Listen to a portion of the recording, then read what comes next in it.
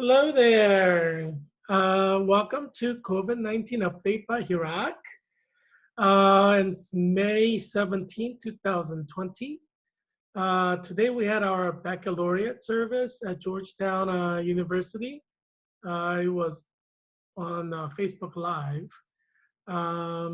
So I just wanted to congratulate everybody at Georgetown once again for their graduation.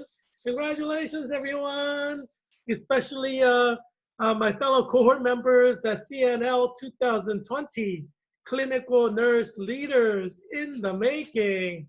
Yay! So there are 25 of us graduating in 2020. I'm very excited to graduate from a master's program at Georgetown School of Nursing and Health Studies with a focus on clinical nurse leader. And so there are 25 of us graduating in the summer. We have a practicum in the summer, so our program actually technically ends in August. And then we take our certification exam to be clinical nurse leaders. It's a national certificate exam, so it's good in all 50 states and all the US territories around the world. So I'm pretty excited. Our summer semester starts tomorrow. It's kind of soon, because we had our final exam like a week ago, So I think most people are just recovering from that. But I guess new semester is going to start. So yeah, I don't know if it's going to be brace, or it's going to be just fun. But most of our summers are very intense, so it's probably going to be very, very intense as well. But we learn a lot, and we get to save people's lives. So in a sense, it's worth it. And then we're out into the real world, helping COVID-19 patients in August. So saving lives. so hopefully things will go well. Yeah, I'm still expecting around 5 people in our program to die from COVID-19. I'm not saying I want them to die. I'm just saying because COVID-19 is pretty virulent. So I'm thinking probably around 5 of us out of 25, about 20% will die. And that's probably going to be that way for most nursing programs graduating in 2020. We don't have the experience that experienced nurses have. So we're bound to make more mistakes. And COVID-19 is pretty violent. It has killed a lot of people so far, and they say it's going to get worse in the fall. So I guess anticipating what the experts are saying, I think it's important for us to kind of be ready psychologically, mentally for this. Yeah, I was watching the baccalaureate service today at Georgetown, and I invited everybody on the Twitter page, Heerak for Congress, my Twitter page to participate in that and participate in my joy and celebration of graduation, class of 2020. So hopefully a lot of you got to see that today. Yeah, and I was kind of feeling bad for my friend, Vice President Father Bosco, who is the Vice President of Georgetown University, missions and ministry. So that department, he's a Jesuit priest and he's Vice President. I felt bad because baccalaureate service I went in 2019. It was completely packed. There were like thousands of people there. And today it was like in a chapel at Georgetown University, and there were only like 4 people there. Friar Bosco, another Jesuit priest, President Duoya, and I guess the cantor, the person who was singing in the front. Oh, there was a pianist too. So, but yeah, and the choir at the end, which was very good. Well, it was like Brady Bunch, but like 20 different people. Do you remember the theme song for Brady Bunch? You have the 6 squares, and everybody's kind of looking at each other in the square. I was like reminded of that. I don't know if you've seen Brady Bunch before, but I'm sure you could find a rerun somewhere. And I was like, man, we're living in a 2D world. And I wrote a poem, entitled COVID-19 made my graduation 2D. And it's not just my graduation; it's the baccalaureate service. Every Monday, I post a new poem on COVID-19, just to help people survive COVID-19 through poetic catharsis. Um, yeah, I do what I can as a poet, as an artiste, to help people. And that sneeze was coming, but it's May, so there's allergies. But yeah, so yeah, I do what I can to help you guys, as a poet. I'm kind of dressed like a French dude, a stereotypical one. Ah, so comment allez-vous? Anyway, yeah, so check out my new poem tomorrow on Monday, because there's one new poem posted every Monday on my Twitter website, which is Heerak for Congress, number 4, Heerak for Congress. So check out my new poem tomorrow and every Monday. And it will kind of, help you therapeutically experience poetic catharsis in COVID-19. COVID-19 is here to stay. Experts are saying it's going to last several years, or maybe it will last indefinitely. World Health Organization saying it's probably more like HIV virus, which is 365 years a year, and it's going to continue on. Many of the states are opening up now, so let's see what's going to happen. We're going to experience whatever happens in about a month time. So I'm predicting there will be like a lot of cases, and we'll eventually possibly even have 10,000 people dying per day. That's my prediction now. I'm hoping that it won't come true, but that's my prediction because this is a killer virus, and it is constantly killing. And if you remember, basically all of us were on the stay at home, and we weren't really doing anything outside. And still, we have like anywhere from 1,000 to 4,000 people dying every day. So if people go outside and this thing starts spreading, it's possible to have 10,000 deaths per day. So that's what I'm predicting, probably for June or July. I'm still sticking by my prediction that there's going to be over 1 million Americans dead by August. Hopefully I'll be wrong, and I'm happy to admit that. But I think that's the direction we're going. So let's see what happens. As the states open up, we still have to give like a month to see what's going to happen. But yeah, because it takes a while for infections to occur and for people to be admitted. So it's not going to appear immediately, but I'm predicting that's what's going to happen. So we'll see. Hopefully not, but it is a killer virus. We don't have a cure. We don't have a vaccine. We don't have enough N95 mask or surgical mask for everybody. So it's just logical it's going to spread. But yeah, so last year, Convocation, you see the photo there? There was a graduation ceremony, but Convocation was in the same area in front of Healy Hall. It was really nice, and Georgetown University is a Catholic university, so we have, Catholic traditions, and we have worship services. So today was a Catholic mass, obviously. It's a baccalaureate service. It was beautiful. I really enjoyed it. But it was kind of sad because the whole chapel was empty.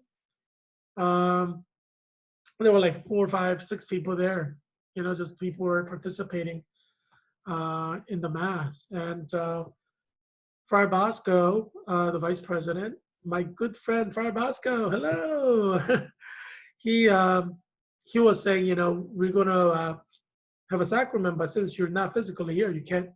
Basically, he was saying you can't take the sacrament because obviously you can't take sacraments online. But he did offer like a blessing from a saint that we can use to kind of spiritually experience benefits of it. But obviously, you can't experience sacrament online. You have to be there in person. I hear the Vatican is going to be opening up St. Peter's tomorrow. I'm not sure what that means or what that will entail, but let's see what happens over there in Rome. But just to give you some news that you can keep up with, and obviously all the colleges are basically done for the school year because semester goes to May, or some schools like UCLA go to June. So we'll see what happens. Fall semester is coming pretty soon in a couple months. Let's see if we'll actually meet physically on campus or not. Obviously, that depends on what happens in the summer. But yeah, yeah, let's see what happens. But yeah, let's go to the death figures. Um, so it seems like God's giving me a graduation gift. Death rate went down from around 1,700 earlier last week to about 1,000. So God, God is God. I guess God is trying to help us in Georgetown University celebrate our graduation. A lot of colleges had graduation weekend this weekend, like University of Pennsylvania. This is like, I think their commencement ceremony is tomorrow, Monday, and this was an alumni weekend. Um, and I'm in the kind of steering committee to organize alumni weekend, but since there's COVID, we don't have an alumni weekend this weekend. But for many colleges, this weekend is the alumni weekend or graduation weekend. And so, yeah, so it's kind of sad, but at least God's kind of giving us a gift, a drop in death rate. But I wouldn't count on that because it was like this last week, Saturday. It was like around 1,000, and then it jumped up to 2,000. So I'm expecting it to jump up to 2,000 this week again. It's just a short drop. Uh, Last week there was a 2-day drop to around 1,000 death each for 2 days, and then it jumped back up for around 1,500 to 2,000 for 4 or 5 days straight. So yeah, I wouldn't celebrate too early, but it is kind of nice because it's kind of like a graduation gift for us, those of us who are celebrating graduation. But yeah, I would say the new normal is daily death of 1,500 to 2,000, and it's going to definitely go up because people are kind of moving about, socializing with each other now. They're kind of letting the guard down, and it's kind of like I gave an analogy of a hunter and a deer. Hunter like sits on a tree for hours. After a while, the deer thing is safe, and it comes out, and the hunter shoots the deer. Yeah, my friend Jacob Loria, who's in Delaware, he loves to hunt deer, and he's like ties himself to a tree and stays up there for like 8 9 hours, and he says your deer comes out, and then you just shoot him. So COVID-19 is like the hunter. We're like the hunted, and yeah, I wouldn't put my guard down because that's when the hunter kills the deer. Yeah. So I mean, you're free to put your guard down. You're free to take risks with your life, but I personally would not recommend it for those who are viewing this show. Do not put your guard down because you're going to be one of the numbers who dies. I mean, we have anywhere from 1,000 to 2,000 dying every day, and these are real people who are dying. So if you want to take a risk with your life, I mean, that's your freedom. You could cut your life short by like 50 years if you want. I mean, that's your freedom. I personally would recommend everybody watching this show not to do that. If you stay at home, it's harder to get you to get COVID and die. If you're walking about talking to people, it's easier for you to get COVID and die. It's just, it's a science. And you're free to take risks with your life, but it's kind of like walking around in an inner city slum area in middle of the night by yourself. I mean, what are the chances that you're not going to get mugged? Probably you're going to get mugged. And there was a stabbing yesterday in Washington D.C., Northwest D.C. Um, and there's a lot of crimes still going on, and in some areas it's increasing because of COVID. I was watching Face the Nation, and they said there were 40 million people who were starving and without food before COVID, and they're predicting it's going to go up to 80 million Americans who are struggling with food. And this person who runs the food bank in Texas, she said those people who used to contribute food to the food bank are now coming to get food because they don't have food. So because over 30 million Americans are unemployed, they don't have money for food. Yeah. So she's predicting there's like going to be 80 million Americans needing food. Like they have a food shortage just because they can't pay for food because they don't have any money for food. And so, my position on this, I disagree with President Trump. I think he's a billionaire. He doesn't, I don't want to say anything negative about President Trump because I like him and I voted for him in 2016 and I'm planning to vote for him again in 2020. But like working class Americans, if they're unemployed, they don't have any money for food. So I'm just saying, like, it's only paper money. You can print it. During the time that our nation is going through crisis, we just print the money, give to American people. And then when we are at a stage where we have, vaccine or we develop a respirator that's going to protect people when they work, when our country normalizes, you can kind of ease up a little bit. But right now, I think with all these Americans not wanting to work without a mask, which is totally understandable. I actually recommend you don't work without a mask because you can get COVID and die. I don't want you to die. So I disagree with President Trump. I don't think you should work until we have a vaccine or a cure or a mask, like an N95 mask at least, or like a advanced respirator that U.S. Department of Defense creates in the next, several months to protect you in the workplace. I would not recommend you go to work because I think it's foolhardy. There's too high of a chance for you to get COVID and die if you do. I know President Trump disagrees with me, but he has the best doctors in the White House. So he's not really risking much right now. And, I don't think it's good that he's encouraging Americans to work. I don't think that's a good thing. But I respect his position and opinion. I respect all the Americans who want to work.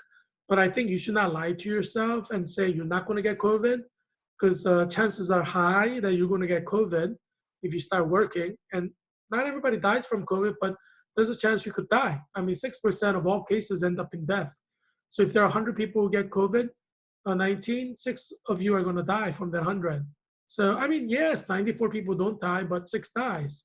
Do you want to be the 6 that dies? If you have diabetes, if you're fat or obese, I would not recommend you go to work, until there's a vaccine or a cure or like an N95 mask. I disagree with President Trump on this. I think he's wrong. And we'll see that as a lot of people start dying in the summer from COVID. It will exponentially grow. I'm estimating as high as 10,000 Americans per day will die. Because, it's like out of 100, 6 will definitely die. 6% are dying from the confirmed cases. So, yeah. So 976 people died in the last 24 hours. So yesterday, there were 88,754 people dead in America. Tonight, there is 89,550 people dead. And confirmed cases is kind of staying normal, normal in terms of from 20,000 to 30,000 per day being confirmed. And that's 1,467,796 yesterday. Today, there are 1,486,423 cases. So out of the total 1,486,423 cases, the total death is 89,550, which is 6% of all cases end up in death. You see the photo over there? Since we did have a drop in the death, I thought this may be a good time to share my photos from Christmas 2019. I did some campaigning, as I told you, I've been campaigning since November. So I went and campaigned in Fairfax County because part of Fairfax County is Virginia's 8th district. As you know, I'm running for U.S. Congress in Virginia's 8th district. It's Alexandria, Arlington, Falls Church, and Fairfax County. So I've been campaigning, and on this particular occasion, I was campaigning in Fairfax County, and it was like during Christmas time. And so I went to the Ace store in Fairfax, and met the workers there who were having a barbecue for people, and met some, businessmen there. And then I went to like their fairgrounds and met some people who are kind of selling the leatherware that they created. That's in the center photo. And I also took photo with Santa Claus that was sponsored by a pet hospital in Fairfax. So I have a couple dogs that I borrowed from other people. I don't have any dogs or cats, so I borrowed some people's animals and took photo there. And then I took photo with the fire department there, fire chief in Fairfax. I respect firemen and policemen who are, risking COVID-19 to help us in Virginia's 8th district. So I wanted to honor him that way. And there were a bunch of Santa Claus people dressed in Santa Claus outfit. It was Christmas time, so I guess they were like working in the stores nearby or whatever. So I took photo with them, said hello to them. I told them I'm running for U.S. Congress, Virginia's 8th district. And so, I've been campaigning. Yeah, so vote for me on November 3rd, 2020. That's the general election. I'm running as an independent for U.S. Congress in Virginia's 8th district. I am registered as an official candidate with Federal Election Commission, which is for federal candidates. And I'm a federal candidate because I'm running for U.S. Congress in Virginia's 8th district. I'm also registered with United States House of Representatives, their Office of the Clerk, as an official candidate for U.S. Congress in Virginia's 8th district. So, everybody knows me there. Nancy Pelosi, as well. She was on Face the Nation today. So hopefully, I'll be sworn in January and win. Unfortunately, I'm having some problems with Virginia because each state basically controls its own election in the state. So even though I'm a federal election candidate, I have to go through Virginia's election system. And so Virginia has its board of elections. And under Virginia state law, in order to be on the Virginia state ballot, I have to collect 1,000 signatures. And that's not too hard if there weren't any COVID, but because there is COVID, and because, more importantly, because Governor Ralph Northam issued a stay-at-home order on March 30th to last until June 10th. I can't collect 1,000 signatures because it'll be illegal for me to go door to door and knock and get the signatures. And I have to hand in the 1,000 signatures by June 9th. So I wrote to a Virginia Board of Elections saying, look, Governor Northam issued a stay-at-home order on March 30th. That's the day I sent the letter in and mailed it in registered mail. I said it's impossible for me to collect a signature because his stay-at-home order lasts till June 10th, and I have to hand in the signatures, 1,000 signatures by June 9th. So you have to waive this requirement for me to collect 1,000 signatures because it's illegal for me to go door to door to collect the signatures. It's legally impossible for me to collect the signatures. And Virginia Board of Elections did not respond to me for the longest time.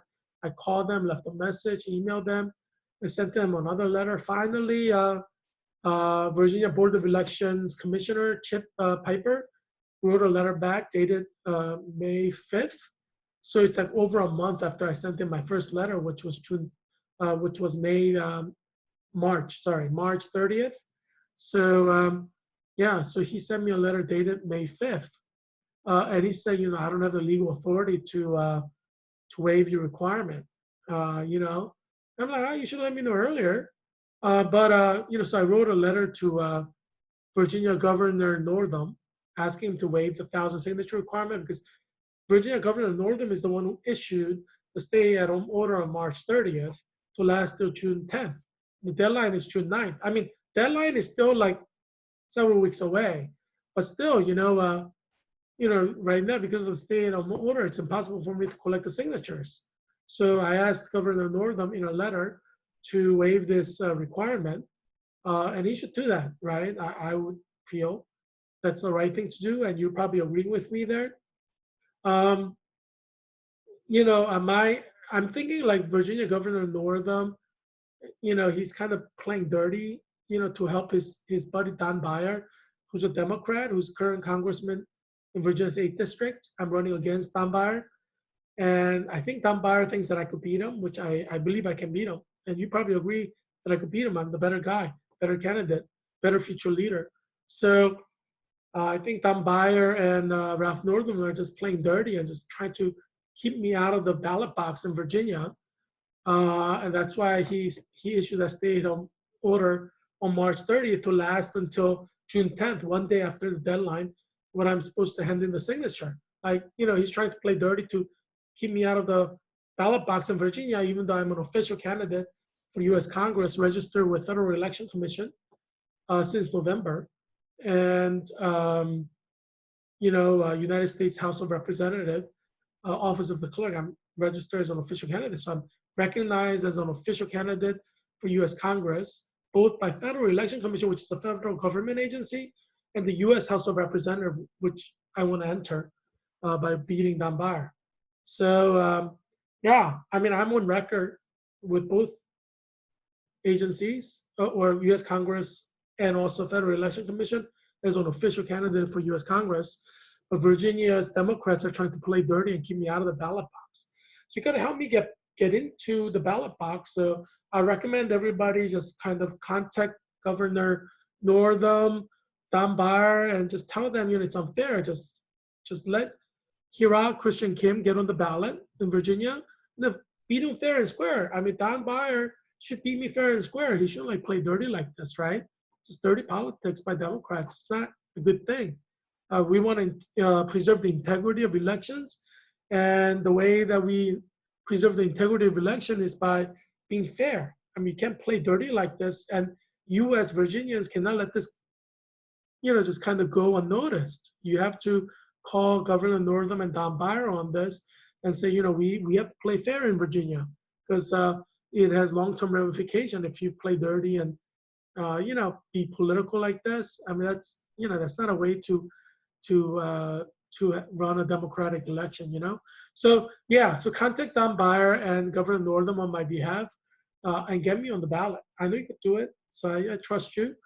Yeah, so let's go to the rankings. In the United States of America, number one still is New York in terms of cases. And they have 350,121 cases that resulted in 28,232 deaths. So 8% of all those who are getting COVID are dying in New York. In New Jersey, which is ranked 2, they broke the 10,000 barrier this week. So there are 146,504 cases, out of which 10,363 have died. So 7% of all those who get the case are dying in New Jersey. Illinois, it's 94,191 cases at number 3, and 4,177 have died. So 4% are dying. So it's kind of lower in terms of percentage of death from confirmed cases than New York and New Jersey. Massachusetts is similar to New Jersey. They have 86,010 cases, and they had 5,797 deaths. So I predict Massachusetts will soon pass 10,000 in the next few weeks. Illinois may as well. Number 5 is California, and they have 79,927 confirmed cases. And out of that, 3,240 people have died, and that's 4%. And so California has gone up a lot. Just a few weeks ago, they were like under 2,000, but now they're over 3,000. So a lot of the states are still kind of rising high and high. And especially with the states opening up, you're going to see an exponential growth of people getting the COVID-19. So I think that's something you have to expect, unfortunately, but that's where we're headed. Yeah, so today, you know how I shared with you yesterday's show? I shared with you photos of my friends at Jesus College, Cambridge, mostly English undergraduate student, and my best buddy, Martin Wood, who's a graduate student, PhD student at Cambridge, and me. We used to party with these undergraduates at Jesus College who loved us, who loved me. Yeah, it was a lot of fun. I shared fun stories from that. So if you want to see that, see yesterday's show. Today I'm gonna kind of have a little twist on it, and we're still in the graduation mood. Congratulations to everybody who graduated all over Virginia's universities this weekend. Congratulations to class of 2020 at University of Pennsylvania. We're going to have their commencement ceremony tomorrow. Yay, congratulations. I graduated from University of Pennsylvania, so that's my alma mater. I did my bachelor's degree at University of Pennsylvania, and my graduation ceremony was so good. We had like Scottish pipes, and we like march across the campus from one end to the other end with Scottish pipes rolling and different classes holding their banners. Oh my gosh, I can't believe you're going to miss this class of 2020 University of Pennsylvania students. I feel so bad for you. You're going to miss this important commencement ceremony that's going to define your experience at the University of Pennsylvania, and you're never going to experience it. This is so sad that I mean, 4 years of college life, um, it's kind of ending in a fizzle. I mean, geez, like you're just looking at a screen with like little squares on the screen for your graduation. How sad is that? I feel bad for you. So I feel an empathy for you. Feel really bad for you. That's you don't know what you're missing. I mean, you could ask your mom and dad about their college graduation, and they'll tell you all these traditions and parties and fun that you're missing out on. I feel so bad for you guys at Georgetown and at University of Pennsylvania and all universities in Virginia and Maryland and Washington D.C. all over 50 states. I feel so sad for you. You're missing out. I mean, the graduation is the best part of 4 years of college. I mean, geez, you're missing that. Yeah. But anyway, yeah. I mean, read my poem. COVID-19 took my graduation away, and read my poem. Another one. COVID-19 made my graduation 2D. Yeah, I mean, it's going to help you kind of therapeutically deal with your emotions, in this difficult time. So every Monday I have like a new poem out. So check it out. Yeah. So today is a little twist on my theme. And today I'm just going to talk about German friends who visit me. Oh my gosh, I told you I'm like an alpha male. So when I was 18, I dated 18-year-olds to 26. When I was 20, I dated 18 to 26. When I was 26, I dated 18 to 26. When I was 30, I dated 18 to 26. The age group of the women I date is 18 to 26. That's just been always that way, even now.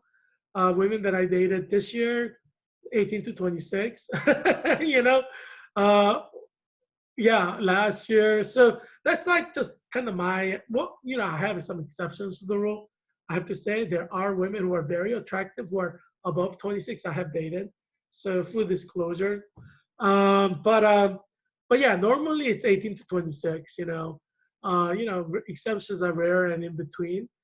But I'm an alpha male, so I don't really have problem dating women who are 18 to 26, which I would consider the prime of their beauty. And most men, if not all men, consider that. Men who date women older than 26 after they become older, they're probably like beta males or gamma males or delta males. They can't get any women between 18 to 26 to date them, so they date women who are much older. Most of them, prefer to date women 18 to 26, although they will never admit it in public. They'll lie through their teeth and say, no, I like dating women where, blah, blah, blah, blah, blah, blah, blah, blah, blah. Guys lie all the time about things, especially to women. Many guys lie just to get into women's pants, which you shouldn't do. You should only have sex with your wife. But yeah, but like men are that way. Men will lie to get into your pants. You can't really believe anything the man says on a date. And men will lie to you just not to get into a fight. Yes, honey, yeah, honey. But they don't agree with you. They're lying through their teeth. So yeah, when men say, yeah, I like dating women who are like 35, yeah, right. They're just lying to you. I would say all men prefer to date women 18 to 26, but they can't get women to date them, so they start kind of going older and older. Men are men are like that. That's why men talk about midlife crisis, right? It's not really a midlife crisis. Men always prefer to date women between 18 to 26. And obviously, you should only have sex with your wife and just be faithful to your wife and not get divorced. But whether man is 20, 30, 40, 50, 60, they prefer to date women who are 18 to 26 because that's like height of their beauty, their physical beauty, their body. Think nothing is sagging at that point. You don't have like cottage cheese. And so, yeah, men of all ages want to date women who are 18 to 26. It's just not everybody are alpha males and can date women were 18 to 26. And that's why they sometimes date older women because they just can't get a date of women who's 18 to 26. So I've never had that problem. So for me, if you can go for the best, why settle for less, right?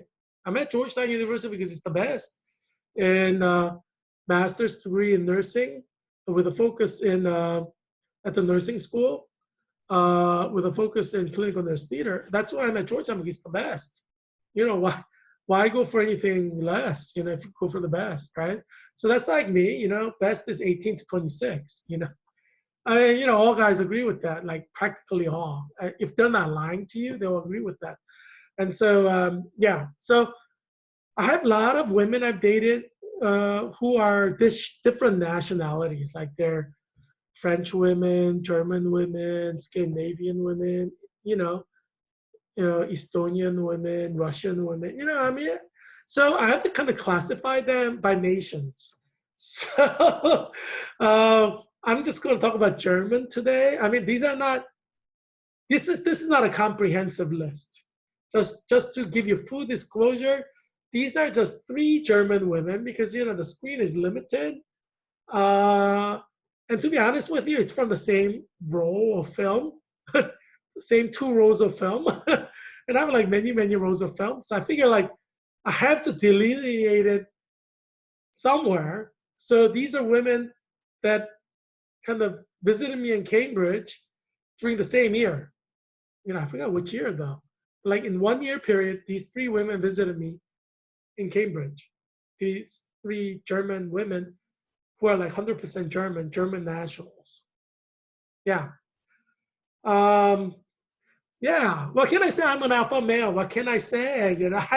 I'm not going to lie to you. I am an alpha male. But I'm going to share with you, you're part of my life now. I'm trying to rescue your life. I'm trying to rescue your life of your children through this show, COVID-19 Update by Heerak. That's why I created this show, to rescue you and your family from COVID-19. There's so much news out there that's like saying, oh yeah, go outside, it's okay. Yeah, it's okay to get COVID and die. That's what they say. They don't say that. I'm going to tell you what it's all about. If you want to take the risk after hearing all the possibilities and facts, fine, go take your risk.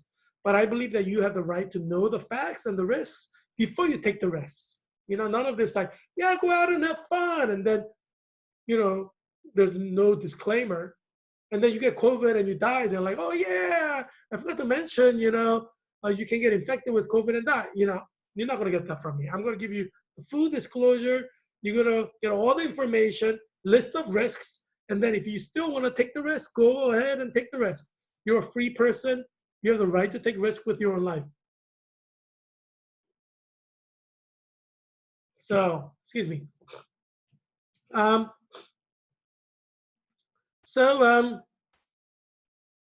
Let's start with, excuse me for,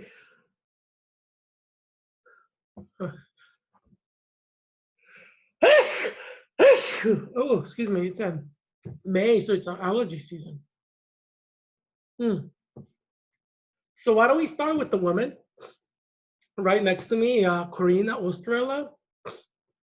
So I'm going to give you like a background history. Like, you're probably curious, how did Corina come to visit me in Cambridge, right? And the photo in the bottom is Corina there at the Jesus College Library. I was kind of giving her a campus tour.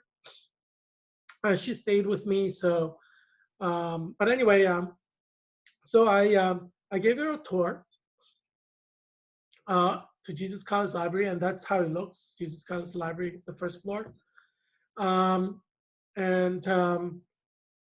I guess the restaurant is in London, I think. Like, we kind of traveled around a little bit together. And so, yeah, so Corina Ostrella, I met her, get this, I met her in Australia when Ed Mosang, my best buddy from middle school and high school, and we went to Australia for like a New Year's party. I mentioned it in a previous episode of COVID-19 Update by Heerak. When Ed was on the scene. And so Ed and I, we were 2 dudes. He's married now with like 3 daughters. So he's kind of like a family man. I'm still single. I'm looking for a good Christian woman to marry and then start a family with, preferably somebody from 18 to 26.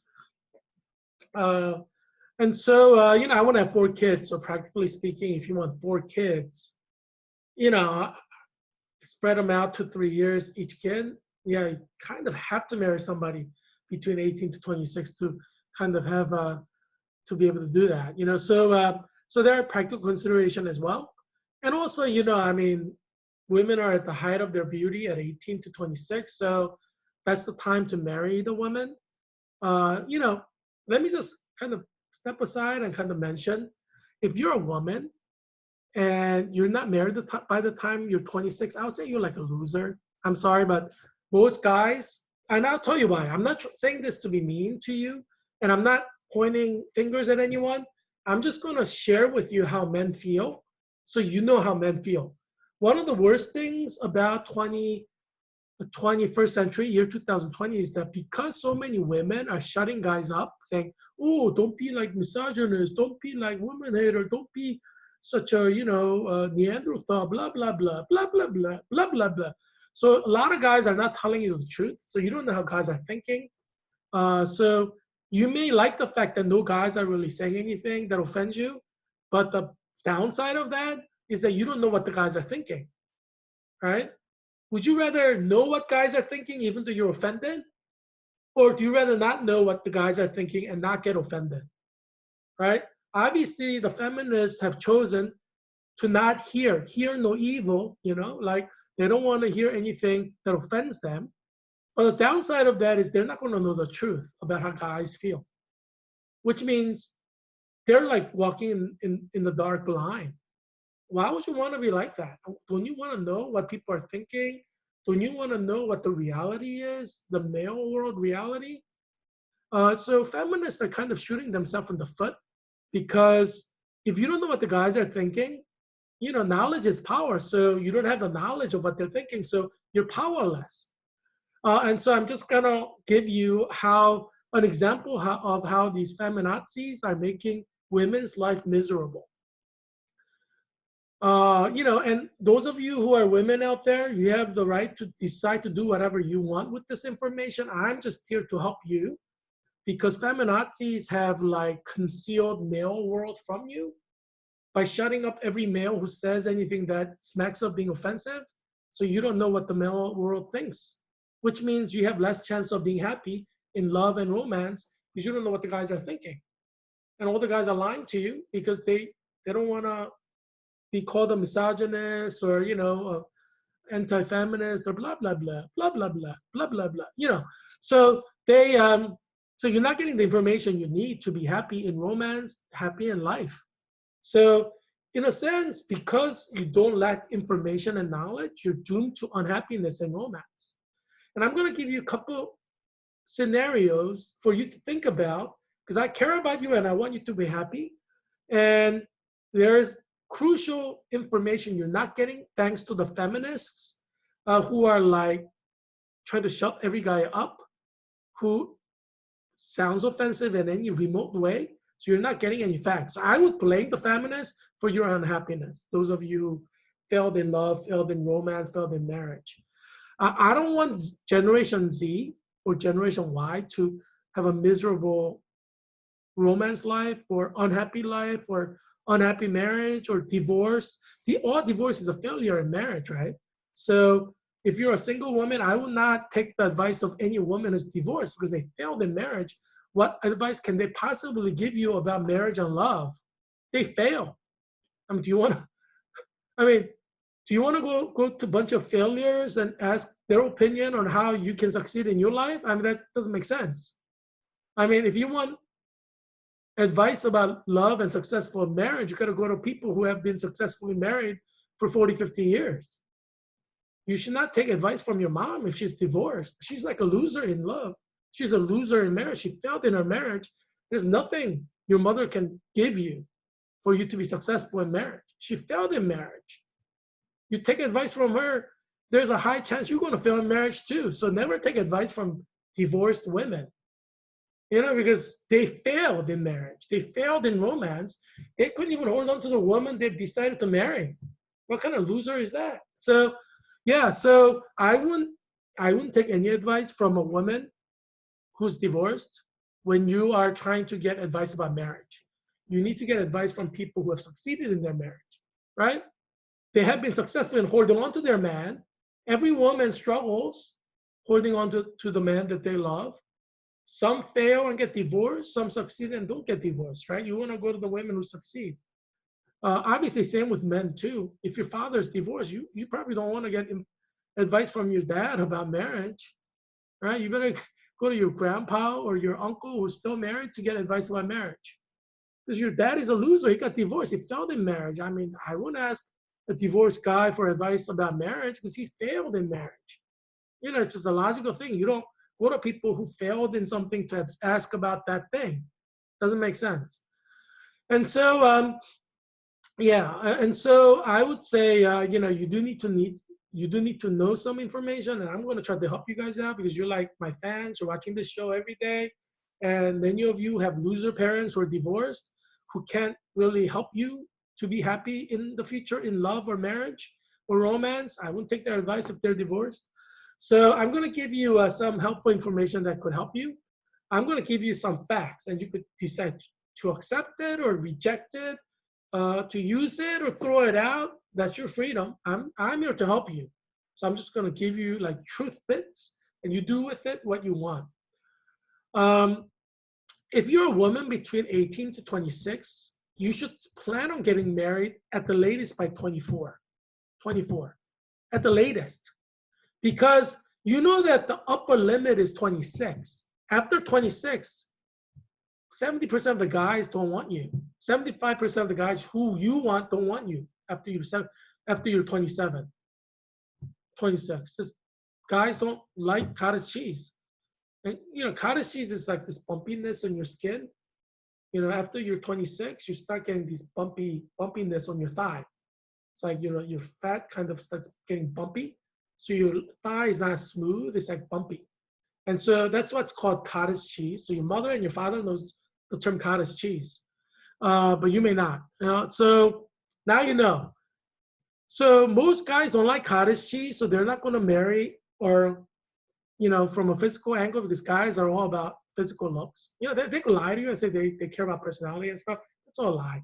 I mean, most guys will be willing to marry a woman um, with awful personality if they're crazy about them physically. Just their body and their beauty, physical face. Yeah, most guys are like that. Um, so yeah, so if you are like a woman who's like 26, then you're over the hill. You're kind of entering a spinster age. I know you probably don't want to hear this, but I'm saying, don't reject it if you don't want. Turn this off if you don't want to hear it. I'm just, giving advice for everyone because I want to help people.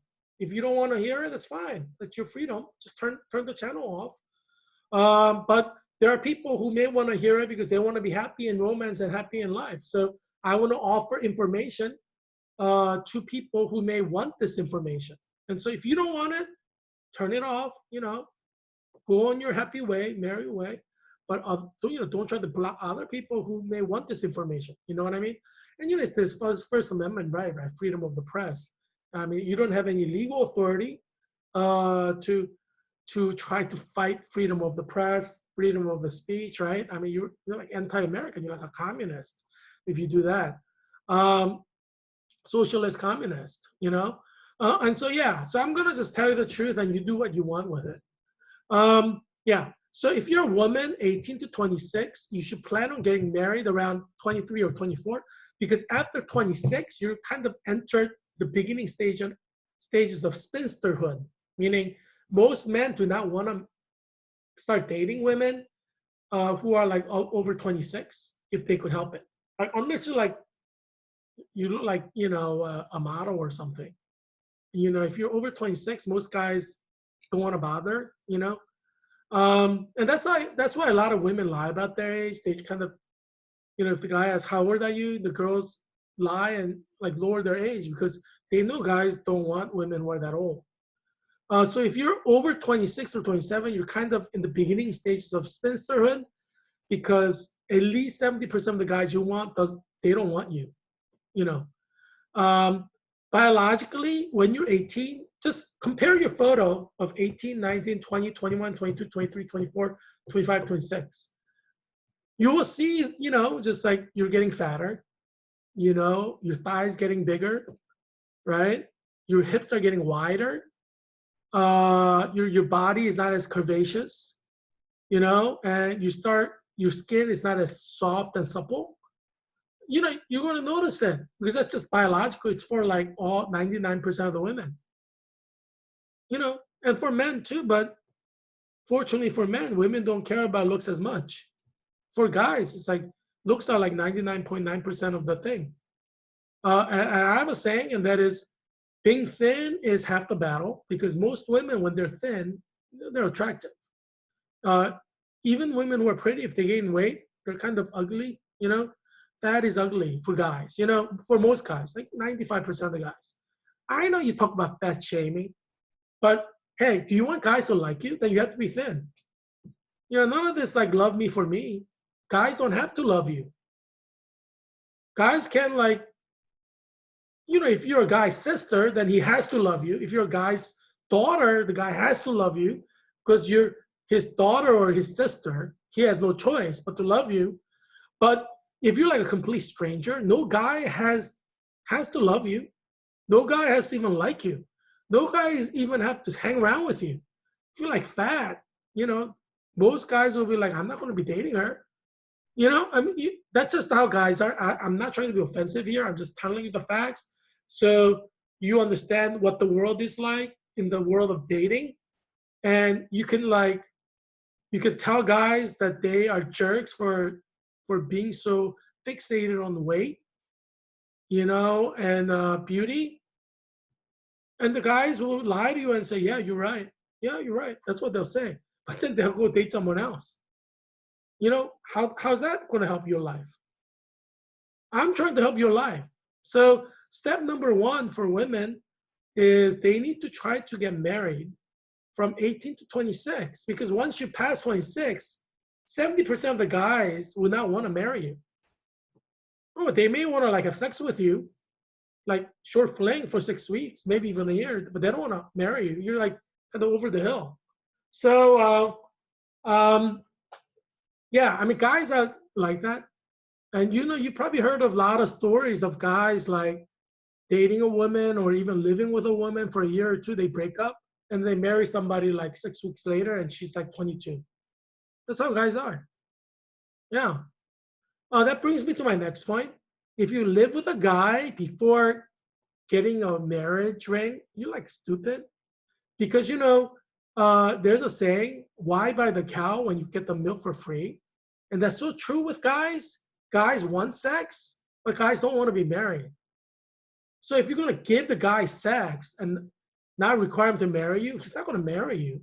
He's just going to have a lot of sex with you when you're young, between 18 to 26. When you hit 26, he's going to dump you because you have cottage cheese and, and there's nothing to stop him from dumping you. And you know that this happens to like over 50% of the women.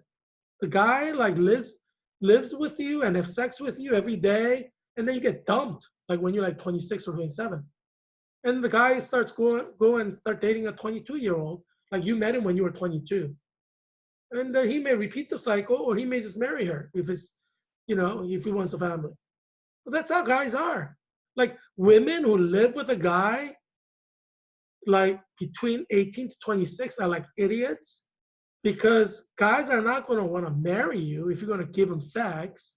He'll just have sex with you for free. It's like you're a whore. You're a free whore. Like you're a prostitute that the guy gets free sex from. He doesn't have to pay for, and then he's going to dump you when you're 26. You're like an idiot because you're giving him all this free sex for free. You're like his personal whore, prostitute, right? And you may get something out of it, but you're going to get dumped at like age 26. A lot of guys do this. It's like an inside thing with guys. They generally have a beautiful girl from age 26, 22 to 26. They have a lot of sex, and then they dump them. and then go for another 22-year-old. Guys do that all the time. I mean, a smart girl makes sure the guy puts a ring on her, because once the guy, marries you, I mean, if he gets divorced, you have 50% of all his assets. I mean, at least you'll end up with something, you know. I mean, obviously, I don't believe that you should get divorced, but I mean, like, you're nothing but a free whore if you're giving him sex for free and get nothing back in return, you know? Like, you're only going to be 18 to 26 once in your life, and you're gonna live with a guy for 2-3 years from 22 to 25. You're going to be a spinster when he dumps you at 25. I mean, your chance of marrying a quality guy at that point goes drastically down at age 26. So, yeah, that's why I say women who are like willing to just live with a guy and give him free sex without getting married, you're like the stupidest person in the world, because you're just his personal whore, like personal whore who's not smart enough to get paid from it, you know? So you're giving him sex for free. You're not getting anything in return. And then he's going to dump you when you're 26, and no guy will want to marry you after that. You have to remember how guys think. When a guy sees a girl who's like 28 or 30, the guy's like, what's wrong with her that she's not married? That's how guys think. Like 9 out of 10 guys would, like, if 9 out of 10 guys, when they meet you and you're like 20, 28 and you're not married, they're like, what's wrong with her? Because guys, when a guy really loves a woman, he will marry her. That's just the way guys are. That's like 99% of the guys. If he truly loves a girl, he will marry her.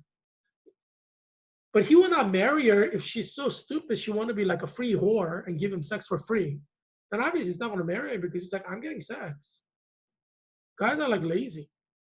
So if you're stupid enough to like live with him before getting married and give him free sex, obviously you're destined to be unhappy in romance and marriage, because he's probably going to dump you when you're 26. That happens to a lot of girls. Just ask around. That's probably more standard than not. Yeah, so a smart girl doesn't give guys sex until he marries her, because you only have 18 to 26 to get married in the prime to the best possible guy, right? So any woman who squanders 18 to 26 is stupid, from a romance vantage point.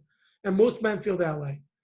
So I would say, yeah, if you're just giving sex for free, jeez, he's not going to marry you. So watch.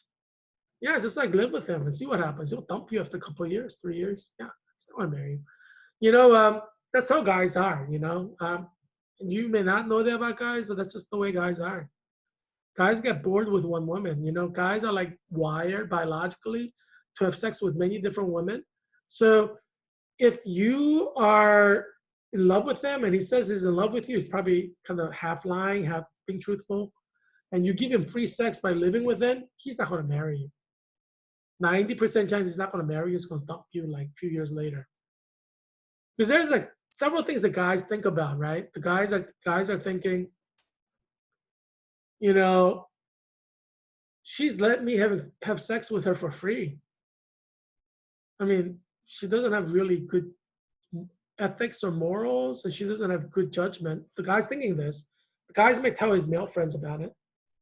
So the moment you say you want to just live with him and give him free sex, he's kind of that makes him think negatively of you, right? He kind of thinks of you as a free whore, and he's not going to tell you because he likes the sex. But that's what he's thinking. So the moment you decide to live with a guy and give him free sex, that is the very moment the guy has lost respect for you, and guy will probably decide not to marry you. I mean, that's just the way guys are. Because most guys are like, if she's going to give away sex this easily to me, there's something wrong with her judgment. There's something wrong with her value system. And I'm not sure she's going to be faithful with me when I get married to her, because she doesn't seem to have a moral compass. So guys are hypocritical. They want the sex from you, but if you give him the sex, and live with him, then he's going to be like, yes, I'm enjoying this sex because I'm a guy, but how can I trust this woman? Like a lot of guys think that way. Not all of them, but a lot of them do. That's why a lot of guys dump the girl that they live with for 2, 3 years. They get a lot of free sex for 3 years. Yeah, it's all free. You don't have to pay for it. She's stupid enough to give me all that free sex for free for 3 years. She can't, she's not good enough to be my wife. Can you imagine her judgment in marriage?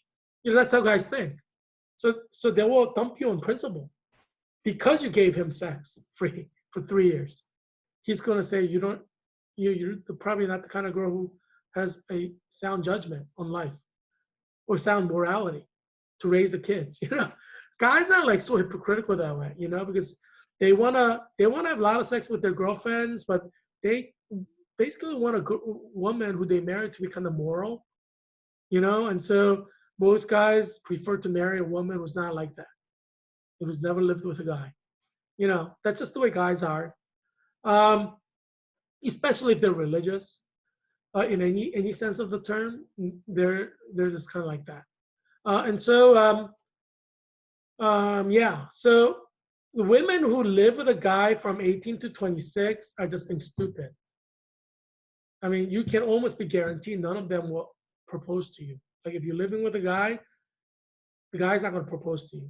Like it's like 95% sure he's not going to propose to you if he's living with you during 18 to 26. He's just going to enjoy the free sex. Guys are lazy. If they don't have to get married, they're not going to do it. And so, but like a lot of women don't know that because all these feminazis are trying to shut the guys up. Oh, that's offensive. Blah blah blah blah blah blah blah blah blah. So how are you going to know this? This is important, crucial information that you need to know in order to be happy in life. Because you're thinking to yourself as a woman, oh yeah, the thing to do is to live with the guy, right? That's probably what you're thinking, and that's going to be the end of your happiness in romance and marriage, in life. You're destined to be unhappy because of that kind of thinking. Yeah. We elevate Virgin Mary for a reason, because she's a virgin. Do you see what I'm saying? Why do we call her Virgin Mary, the Mother of God? Because virginity is important to men. All the priests are men. Virginity is important to men. No guy want a whore for a wife. You know what I'm saying? It's yeah. So that's something you got to remember. Like, so most guys, when they meet a girl who's like over 26, 27 and not married, they're like, there's something wrong with her. Why else isn't she married? If she was a normal girl without any problems, she'd be married now. That's how most guys think. Because they know how they are. If they're truly in love, they'll marry the girl. Unless she's so stupid to let the guy live with her and have free sex, then she's just stupid. The guy probably will decide not to marry her just because of that. Yeah. A smart woman forces the guy to marry her, before giving free sex. That's a smart woman. Dumb woman just gives free sex, live together with a guy like they're married without actually being married. Guy could walk away anytime.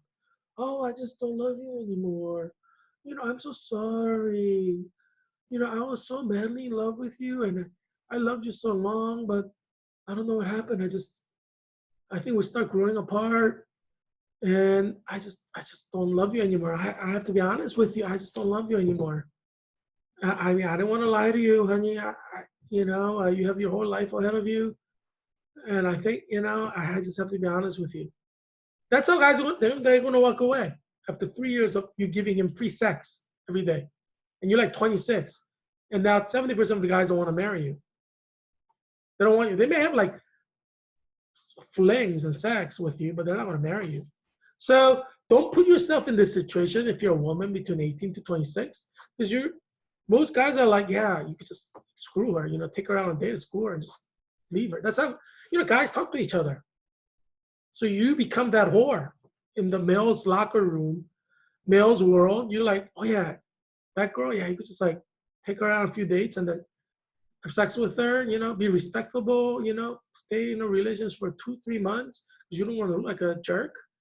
And then after 3 months, just dump her after like free sex. That's how guys talk. Yeah. Yeah, she lived with a guy for like 2 years and like he dumped her. Yeah, she's definitely not marriage material, but she has a hot body. Yeah, just date her for a couple of months, have free sex, but don't dump her before 2 months because it just looks like you just used her for sex. So at least date her for 2, 3 months, even if you don't want to, you know, and then just like after 2, 3 months, it's respectable to dump her. So, and try to get her to dump you. And then the guys talk about the strategies on how to get the girl to dump you.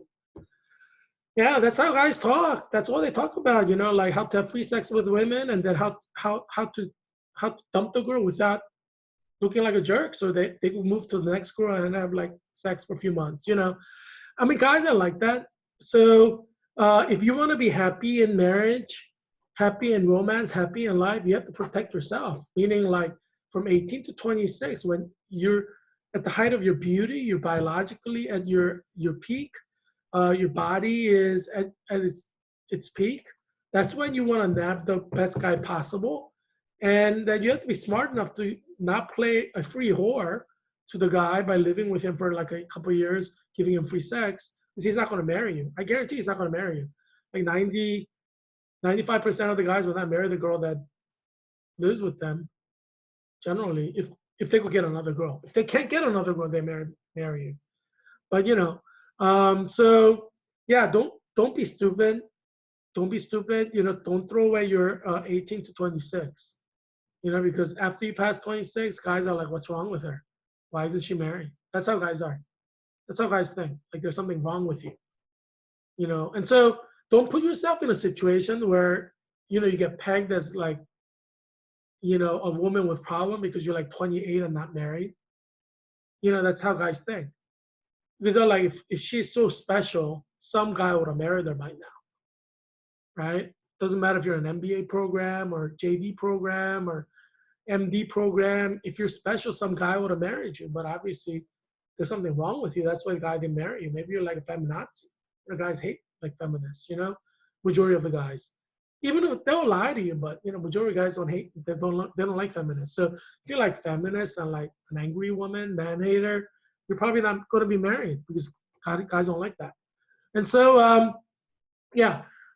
So I'm just trying to watch out for you because I want you to be happy. Don't you want to marry the guy that you want to marry?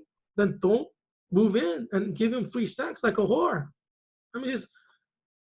When guys get together, what do you think they talk about? What do you think the guys talk about? Do you think like guys say anything nice about a girl who like moves in and have sex, gives the guy free sex for a few years? Most guys are sitting around in the room thinking, yeah, he's not going to marry her. Like she's giving him sex for free. Yeah. Like if you're that woman who moves in and gives a guy free sex, yeah, most guys are like, you're kind of downgraded from an alpha female to beta female at that point. Just because you moved in with a guy and giving a guy a free sex, that defines you as a beta female. You can't be an alpha female in the male's world if you like move in and give some guy free sex. I mean, you've lost the war of sexes, right? The guy wants free sex. He won because you're giving him free sex by living with him and giving him free sex. So you're by definition a beta male, beta female in the guy's world. Just because you moved in and are giving free sex, by definition, you're a whore who doesn't even collect money, right? That's how guys think.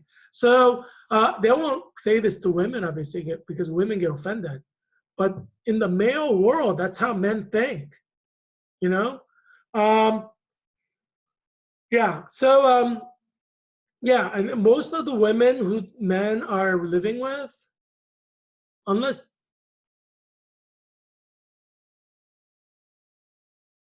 yeah, I mean you're in trouble. I would say majority of the women whom the men are living with, they're in trouble because if the next moment that they see a woman that's prettier that they could get, you're out. That's like 99% of the time. Yeah, if you're not married, if you're married, obviously you have a claim on your husband. You can't just like do whatever you want. But if you're not married, I mean, you can't. What are you gonna do? Force him to marry you when you're not married? Yeah. So anyway, so I wanted to share some of this intelligent tidbit with you, just so that you know what's going on in the dating world and the male world, and what the men are thinking and saying in the male locker room. And so obviously, I want all of you to be happy. So you do what you want with that information. You do what you want. I mean, it's your life. You're free to live your life whatever the way you want. I just think it's fair. It's better for you to have the information than not have the information, right? So that's what I'm saying. But anyway, Karina, Australia, uh, Ed and I, we were in Bandai Beach, and I saw Karina with another, like her female friend who was traveling together. She was amazingly beautiful. Like, like she had a really golden bronze body, and like a very voluptuous body. She was wearing a bikini, and I'm like, I have to get her phone number. She looks like nice and friendly there, right? She looks like a sex goddess on Bandai Beach. She didn't look like that at all. She looked like a sex goddess, like like a model. So I'm like, she was like the prettiest one in Bandai Beach. So I like walked over and started talking with her, and she's like, "Yeah, today's like the last day. Like we're flying out tonight." I'm like, "Oh yeah." I mean, so she's like flying out like in the afternoon. Like we couldn't even get together for dinner because she's flying out like after, like, it was like 1 or 2 p.m. She's going back to hotel, and then she's like going to the airport. So I said, well, let's. So I got her phone number and email, and I started contacting her from United States. Like Ed and I, my best buddy Ed and I, we went back to US, and then Karina went back to Germany. She and her friend, and then I started corresponding with her, from the US. And then Ed and I, and you could ask Ed Mosang, Karen, you could ask her husband. Like Ed and I, we visited Karina in her hometown. And wait, did Ed and I visit together? No, that's another German friend. Ed and I went to Germany, and he rented this Mercedes Benz, and we're driving around. And oh yeah, he met my other German friends, not Karina. Now I remember. So Ed and I, we had a German trip on the autobahn with his Mercedes Benz that that was rented. And we visited my friend Klein, Michaela Klein. Michaela Klein, we visited her, and then we visited my other female friend, German friend, in Köln. Like we had Kush, like it's like a little shot glass that has beer in it, Kush. So so she put us up in her apartment, Ed and me, and so Michaela was close to Frankfurt, so we visited Michaela Klein together, and then we drove up, and then we met uh, my other friend who put us up in her apartment. Um, yeah, I don't think Ed and I together met Corina. I mean, we met her together in Bandai Beach. That was the first time I met her. But I don't think Ed and I went together to Corina. I gotta ask Ed if we did that or not. But anyway, um, after that, I visited Corina by myself, and then Corina visited me in Cambridge University by herself, and we traveled together. She stayed with me, and then we we had a little trip to London, and we were kind of like seeing musicals and stuff like that in London. And it was kind of fun. So she visited me in Cambridge, and yeah, so yeah, she was doing her like a 3-year bachelor's program, but it's like equivalent to American MBA. It's a Berufshochschule. It's like a 3-year program. It's not university, but in the United States, I think they recognize the degree as an MBA. Michaela Klein did the same thing, and that she was at Brown University when I was there. Got to know her then, and then I visited her with Ed in Germany. She works as a manager in Germany. Yeah, so that's Karina Australia from Baden-Württemberg, which is a state in Germany. And the girl next to that is Elizabeth Papst, and she's from Bavaria, like a very Catholic area. She's a farmer's daughter. And I met her actually in Mallorca. I met her with like other farmers' daughters. They're like, I didn't show you a photo of her. You might not have been in the same trip to Mallorca. I shared the photo of you from Mallorca like a couple of days ago. You could watch that episode. But I met her and like three other farmers. And they're like really pretty and they're all German. And we got, close and, like, she visited me in Cambridge. So we spent like couple weeks together. She stayed with me in Cambridge, and then we kind of traveled around London and other parts of England together. Yeah, so she's like she comes from a part of Germany that's like Iowa. It's like recognized like a farming area. So she's really nice, and she was telling me she milks the cows and you know uh, gets the eggs because like she's a farmer's daughter. She like is farming with her family. So that was kind of funny. The girl next to that is more like an academic. She's a university student, and I think she was at the University of Berlin or somewhere. And she visited, and we went to beer festival at Cambridge University together. Like she was kind of into beer. And then I took her around Jesus College. So you see the English people are very serious about gardening. So they trim the tree in an interesting way. And that building is like dormitories, undergraduate dormitories. So I think that's where I had to walk to go to the main part of Jesus College, and the undergraduates used to party in that part. And then yesterday I shared they built this big, dance party place with a full bar because they start drinking at 18, right in my backyard, which is like, I think we were like closer to my dormitory area, like looking towards the building. Yeah, so that's I would walk there to them. So I'm in the Jesus College campus, but in the graduate student part.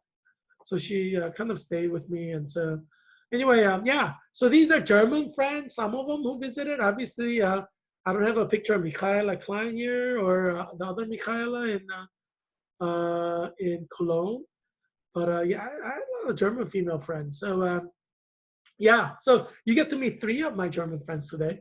The three who visited me in Cambridge. Um, yeah, so they're all nice, aren't they? They're just like really. I like Germans, Germans. Deutschland über alles, as they say.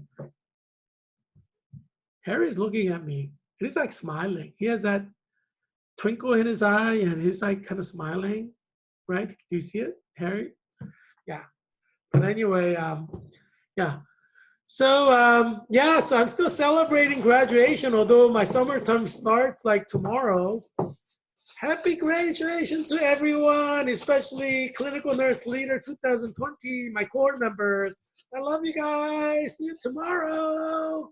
Yeah. Anyway, class starts tomorrow, and yeah, this is like our last semester, summer semester, and then August, we basically take the certification exam for clinical nurse leader. We go out into the world as clinical nurse leaders, and we start saving people's lives from COVID, and other things. Different people have different kind of like goals and dreams in the nursing world. So yeah, I'm sure everybody's going to do great things. So I'm pretty excited about all the wonderful things my core members are going to do. We're very well trained at Georgetown University, so I'm sure every one of us will play major leadership roles in the nursing world. So yeah, so I'm really excited about that. But I'm glad they got to share this, show with me, and got to meet my three German friends who visited me at Jesus College, Cambridge. Yeah,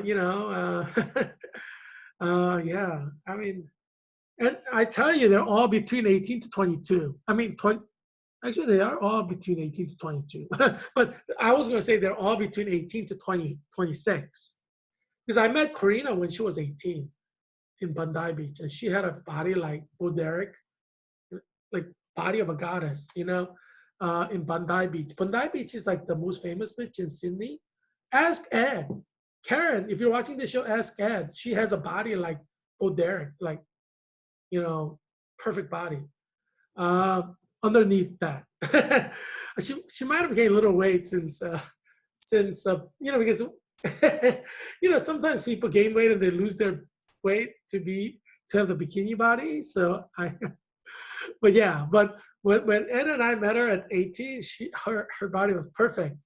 And she was pretty. She looks like a sweet girl next door here. She didn't look like that in Bondi Beach.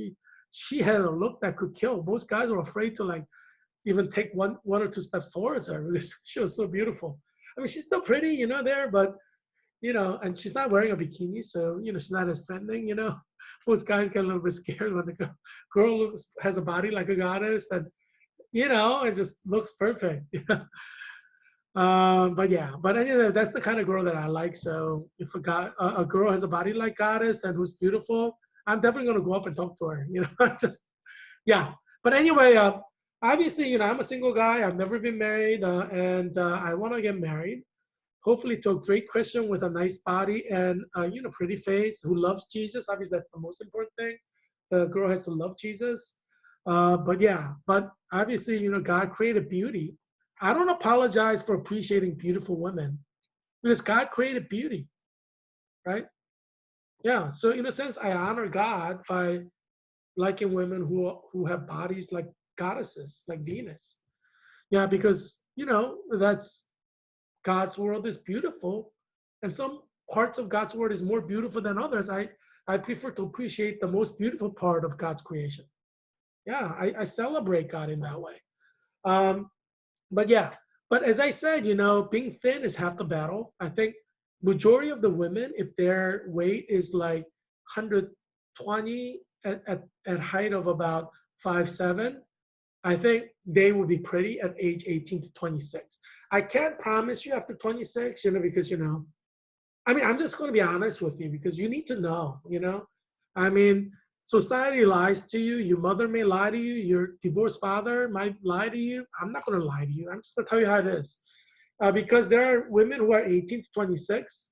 You have a limited window to find the guy you love, who you want to spend the rest of your life with, and make sure he puts a ring on your finger, right? I'm going to give you the advice so that you can reach that level of happiness that you want, if you want that, right? Why should you like live in a false world, fake world with all the lies, and then you become 30 and all the guys are like, what's wrong with her? She's not even married yet. I don't want you to be that girl, So I'm going to give you, all the advice, that you need to be happy if that's what you want. And obviously, if you're over 26, you better try to get married as soon as possible because every day is a day too long after you're 26. And obviously, I'm saying this to you because we have people in 18 to 26 who are going to go out of that zone. And if you're over 26 and you think like I have all the time in the world, you need to know you don't, and so I'm helping you too. Those women who are over 26. I'm trying to help you to be happy. And this show is trying to make you happy, to ensure your happiness in romance, happiness in your future marriage, happiness in your future family, happiness in life. That's what I'm trying to bring to you, honesty and truth, so that you can be happy. All these lies, there's so many lies in the world. There's so much fakeness in the world. This show is going to give you the truth. This show is going to give you honesty. So make sure you tune in every day because we talk about different topics, but all these topics are relevant to you and your happiness. And also, obviously, COVID-19 Update by Heerak tries to help you survive COVID and thrive in the era of COVID. So don't miss this show. Tell all your friends to watch it, your family members who are adults to watch it. I look forward to seeing you tomorrow. It's a daily show. So check back tomorrow for more information that will help you survive COVID. And I am happy that we're able to spend this time together today. And I'll look forward to seeing you tomorrow. Okay, bye.